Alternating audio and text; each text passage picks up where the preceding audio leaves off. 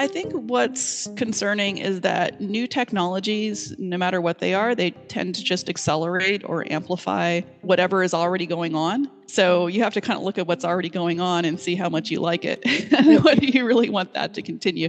So you can think about how the internet developed, right? A lot of good things came out of it in terms of our ability to run businesses more efficiently. We can share information, we can stay connected. But then the existing biases and inequalities have also been amplified. So social media can be a scary and ugly place for a lot of people. And scammers have more opportunities now to take advantage of people. Even when businesses are more efficient, maybe those profits aren't shared equally and not everybody wins. I think mitigating the risks of AI means just directly confronting our existing problems so that they don't get amplified by it.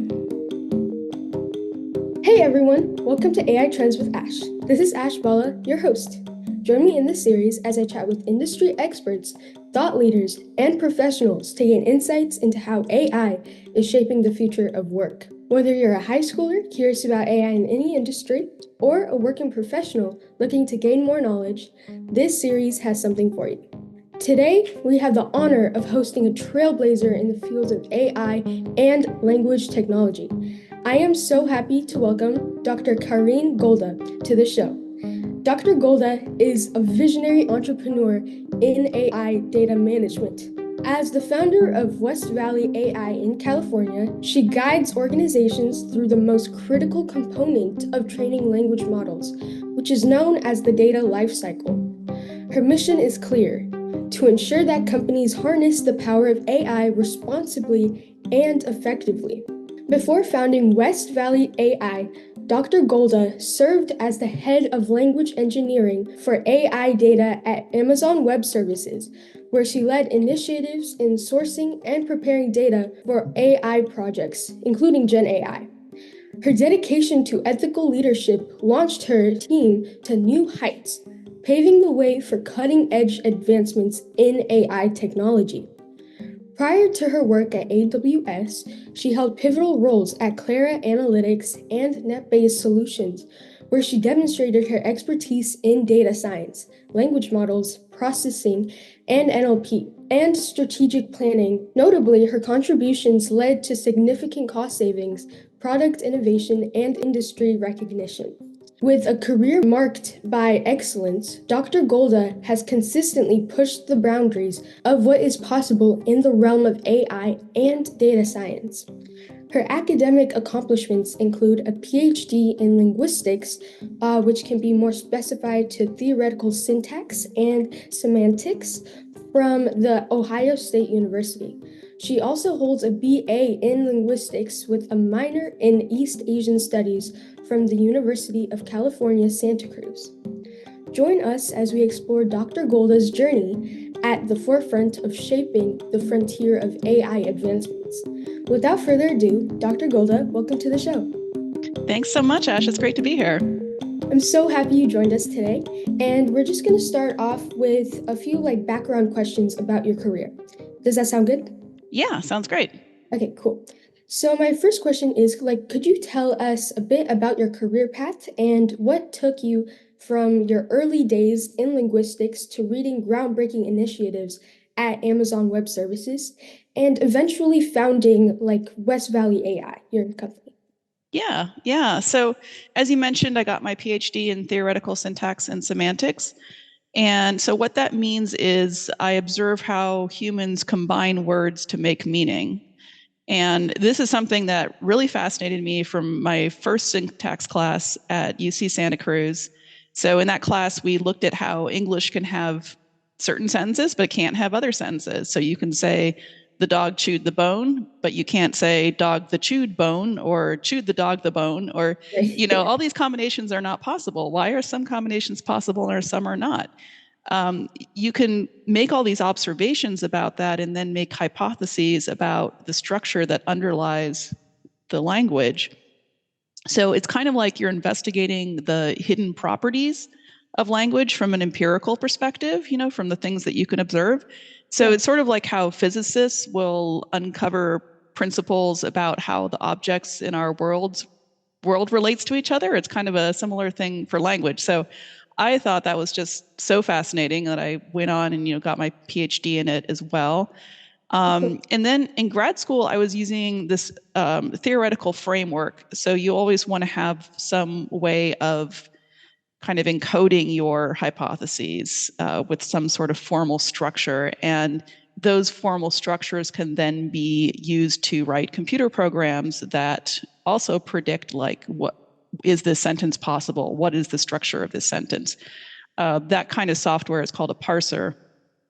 And so I was using a theoretical framework that was being in grad school that was being implemented at Stanford as a parser. And there was a startup in Palo Alto that was using that parser to process emails that people sent to customer service reps, so you could help automate the responses. And my advisor knew the people who were working at this startup, and so he referred me, and I was employee number 5. That was my first startup. It was amazing. It was exciting, and I just kind of went on from there. Very cool. So just as a follow question for that initial question about your career, could you tell us what influenced you into pursuing linguistics, specifically your theoretical syntax and semantics, and how did you first learn about it for high school students that might want like a potential career in what you do? Yeah, so I didn't really know that linguistics existed as a field when I was in high school. And my understanding, though, is that at my son's high school, there is a linguistics club. So, I'm just like so happy to see that students know what it is. Um, but I did love languages. My father is German. My my parents moved to Japan at one point when I was in college. And so I was exposed to a lot of different languages, and I just loved language in general. I also just loved learning about word origins. And so it was really just kind of I don't know, it made me gravitate to it, but I did. And so then when I went to college and thought, well, I'll major in German or something and just kind of be a language major. And then I was exposed to linguistics classes, and there was this whole new world. I had no idea. Wow. So yeah, it just really sparked a passion in me. And I think that's, uh, it's not the only reason to pursue something as a career, but it certainly helps. Yeah, that's really cool. And I like how you initiated with the passion for language and further realized that you can use language in AI and further develop AI, especially since it's very fast evolving nowadays too.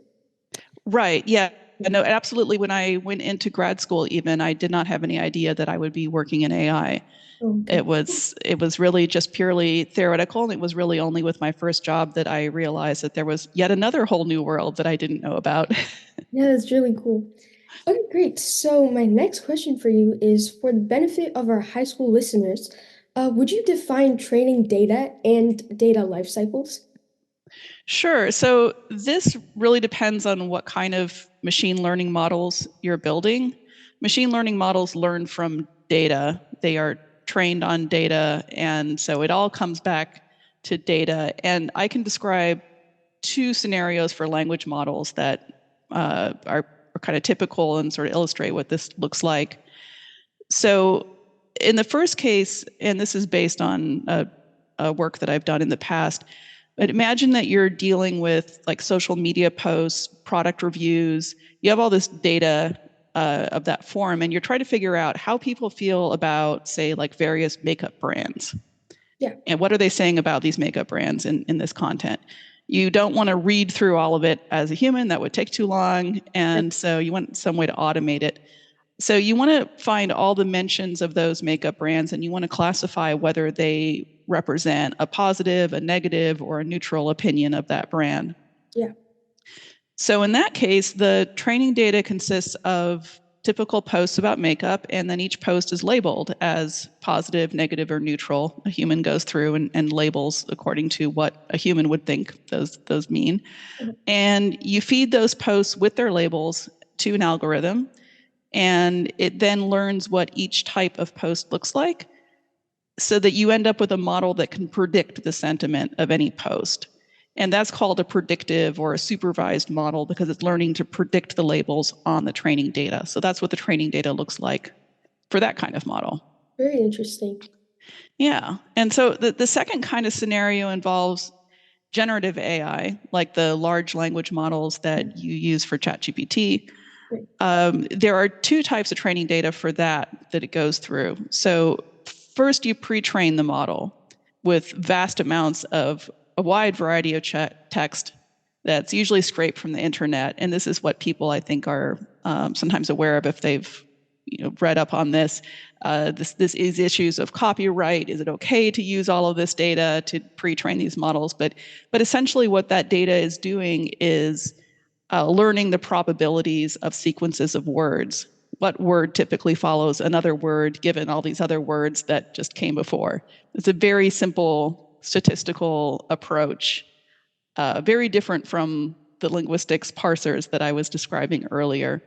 But it does really well when learning the probabilities of these sequences to put out more text that sounds like real language. So they're very effective in that way, but it's not enough to just generate new text all the time. There needs to be like more context to it, more purpose to it, right? So after you've pre-trained it to just kind of get this general understanding of language, or I don't want to say understanding, general configuration to predict the probabilities of language sequences. Once it has that basic capability, you can fine tune it with more explicit examples of what you want it to do. So for example, you can show it lots of question answer pairs. So it develops a tendency to generate helpful answers to questions. Got it. Amazing. Thank you so much for shortening that very wide concepts of data and training data and data life cycles. Okay, so as a follow-up question, why is training data important and what's involved in managing training data? Yeah, so training data is important because it really directly determines how the model is going to work. There's a common saying in machine learning, people say garbage in, garbage out, right? So if you don't have high quality data to train the model, it won't produce high quality results. And to ensure high quality, you have to be careful about how you collect the data. So in most cases, this requires some amount of human labeling or human review. So you have to ensure people are putting the correct labels on the data, like are they putting the correct positive, negative, neutral labels on the makeup brand data, or are they creating the high quality question answer pairs for the LLM fine tuning? So managing the training data, a lot of it involves this quality control of making sure that it gets the right kind of human review. Very cool. And I just saw that. So training data could be very subjective, it's like what is wrong, what is right, what is Mm-hmm. neutral. So is there like a specific training process that people have to go through to train data? Yeah, and it really depends. So there's so many different ways that you can do this. Sometimes teams can manage to do this just with a few people who are working directly on the project, and in which case they already sort of have a sense of what the definitions of those terms are, and as they work on it together, they agree and refine those definitions. Right. A lot of times it's difficult to scale that to enough data, though, to do the right training and later the evaluation, kind of evaluate it against what the humans thought was correct. And so then you scale it up to a larger team. And in some companies, there is a team within the company and an annotation team that is used to doing these jobs over and over again. And so you directly go talk to them, you train them, you say, okay, we've annotated a bunch of positive, negative, neutral so far, and this is what we've arrived at in terms of the definitions, how to classify these things, which are a little bit confusing. And so, and you give them some assessment tests, and so they can practice and make sure that they're doing it right. Yeah. So you can do that kind of with an internal team, or you can also scale it to vendors. There are vendors out there who have teams of contractors that you can use, or you can scale it to a crowd. So there's a thing known as crowd working, which is really people just logging on to a platform, creating an account, and just signing up for these kinds of jobs. So there's no face-to-face contact at that point. There's just the the task interface, which is usually like read these instructions, do this practice test, and then do the work. So that's kind of the full range of how that works. Awesome. So you talked a little bit about teams already, so we can move on to our next question, which is, so you have had extensive experience in leading teams and driving innovation in data strategies. So could you share a memorable story or challenge you faced in navigating the ethical considerations of data collection for AI? Yeah, there's a lot of trickiness there, but Yeah, I would say that one challenge that came up in the last few years was collecting toxic data. So this is how we refer to data that has hate speech or graphic violence or other kinds of disturbing content that we want the model to be able to prevent that content from being generated or be able to identify it and classify it. There's different scenarios where you'd want to have that in your training data. And so it's important for training models, but it can be traumatic for the people who need to review that data. right. And there's certainly a long history of this already with the content moderation that social media platforms have had to do. For example, Facebook has famously had, huge numbers of content moderators who just read all the yucky stuff. And it's not a fun job. So we had a project to collect toxic data. And so I did some research then on best practices for protecting the well-being of workers who are working on this data. So for example, it's important to limit the amount of time people spend on this kind of task. Like a couple of hours every other day is really like probably ideal, not to go above that. Allow people to skip items. So if they see something that they're supposed to classify it, but they just they read the first few words, and they're like, I can't keep going with this, then allow them just to click a skip button, or just drop out of the task entirely if they're just feeling overwhelmed by it, and don't have any repercussions for that, right? Just say like it's okay to do this if you need to. So I created a policy for running these kinds of toxic data collection jobs that my team then implemented and applied to jobs going forward.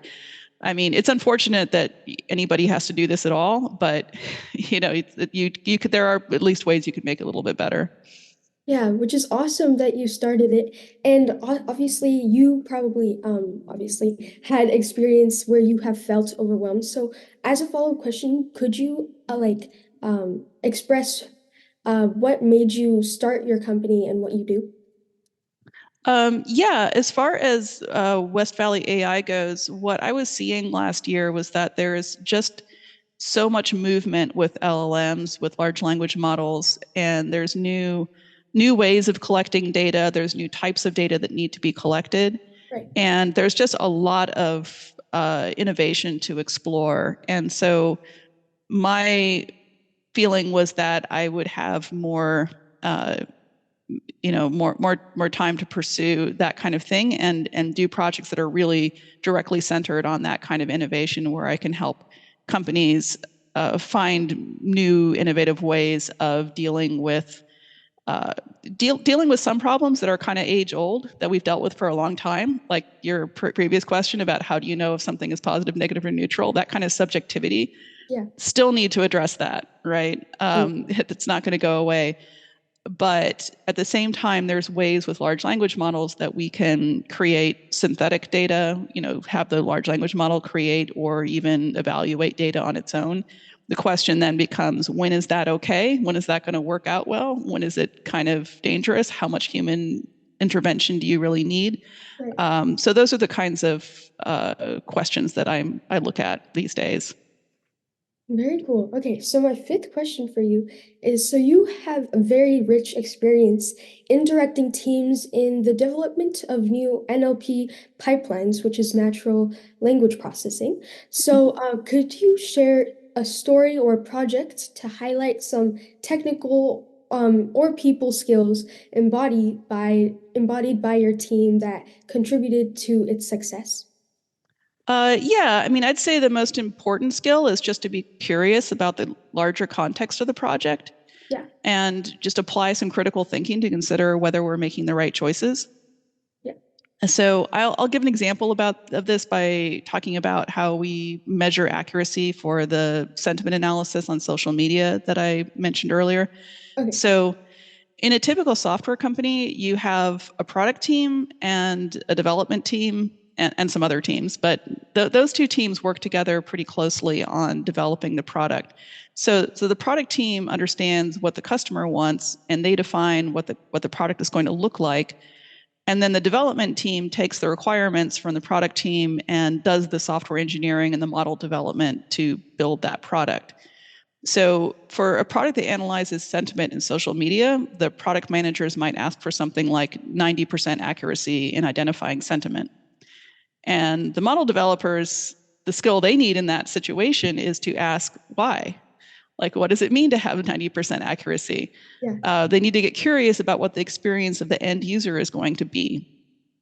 And that's because when it comes to accuracy in particular, there's always going to be this trade-off between precision and recall. So precision means that if we looked at just the posts that the model classified as positive, for example, so just the positive classified posts, 90% of them are in fact positive, according to like human judgment, right?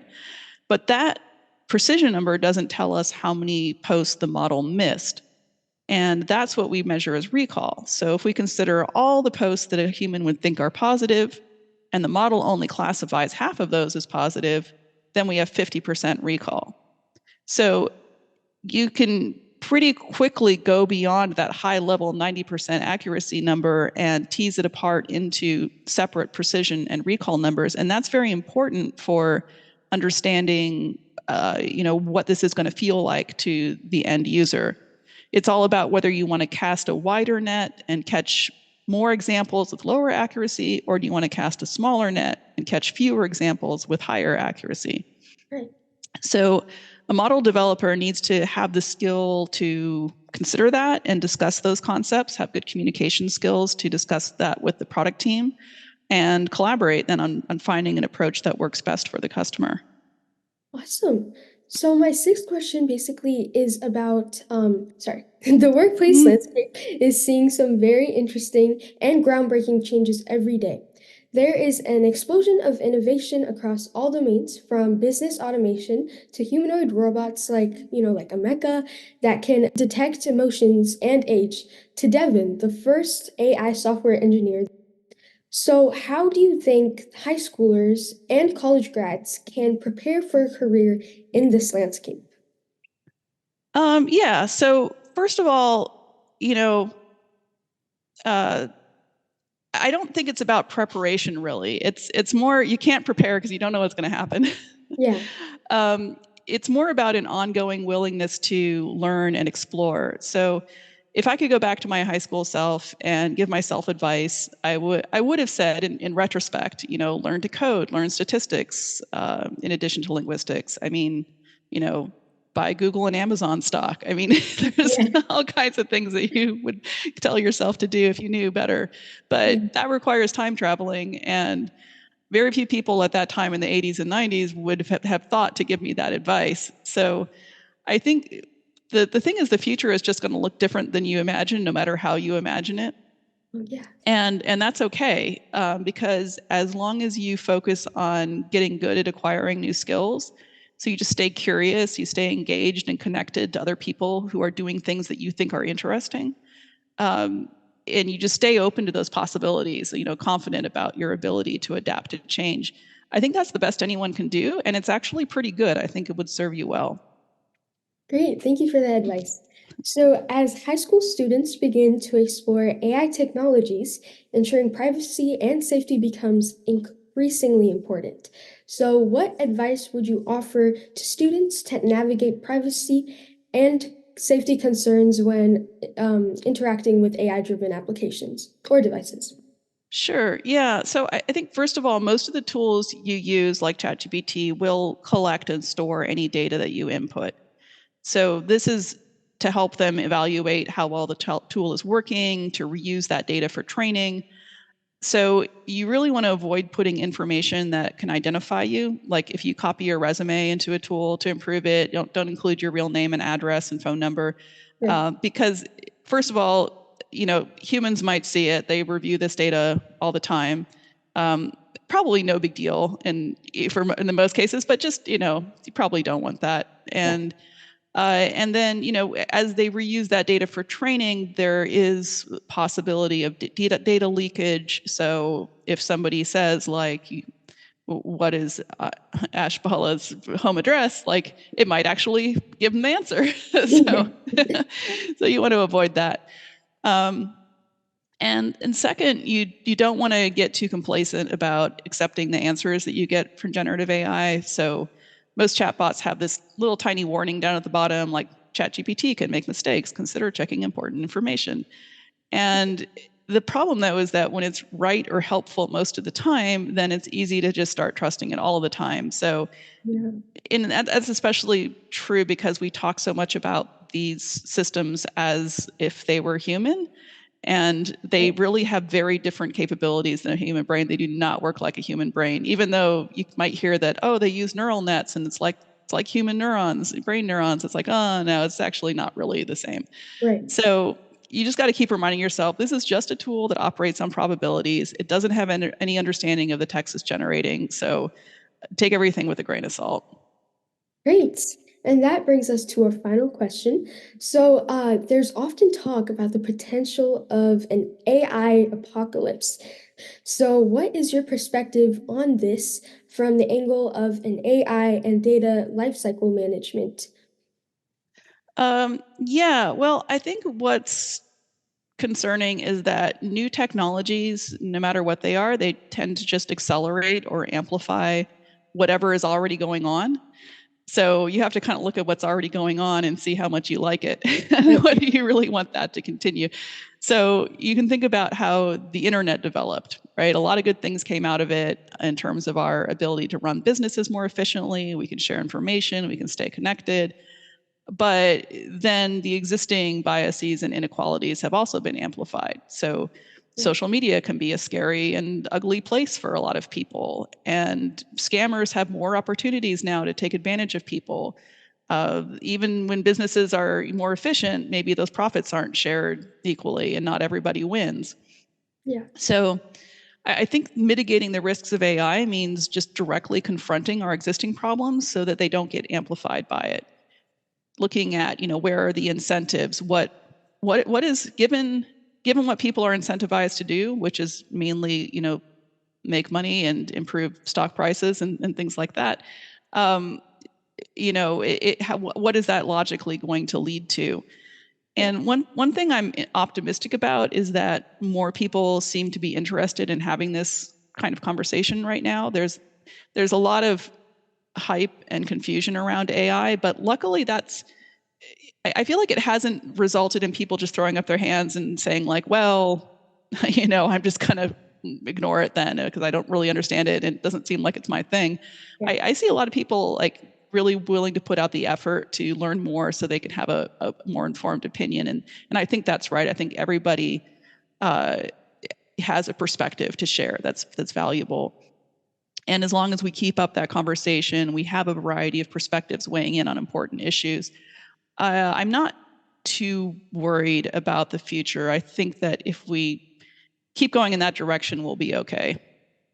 Awesome. That was amazing insight on the AI apocalypse question. So that brings us to the conclusion of today's insightful conversation with our esteemed guest, Karin Golde. From her early days in linguistics to pioneering initiatives at Amazon Web Services and the founding of West Valley AI, Dr. Golda's career journey is nothing short of inspiring. We've delved into the basics of training data and the data lifecycle, gaining valuable insights into how and why managing AI and data is crucial for the successful AI developments. As our world continues to evolve with groundbreaking advancements in AI, Dr. Golda has offered valuable advice for high school students and college grads on preparing for a career in this ever-changing landscape. With a keen emphasis on privacy and safety, she highlighted the importance of ethical principles in guiding AI and data science work. So, and finally, addressing the elephant in the room, she shared her perspective on the potential risks of AI and an AI apocalypse, emphasizing the importance of responsible AI and data lifecycle management in mitigating these concerns, while remaining optimistic about the boundless possibilities that lie ahead. So, before we sign off, Dr. Golde, did you have any final thoughts for our audience or extra advice for our high school community? Yeah, I just want to say that I'm really impressed with all of the high school and college students that I know. I love their drive, curiosity, creativity, sense of humor. It's awesome. And so I just want to say, keep up the good work. Thank you so much. I'm honored you asked me to be on this podcast, and yeah, it was a real pleasure. Thank you so much for coming. So awesome. It's been an absolute honor having you on the show. So with that, we wrap up this episode with Karin Golde, a visionary at the forefront of innovation and AI implementations. I will see you all in my next episode. Until then, stay curious. Bye.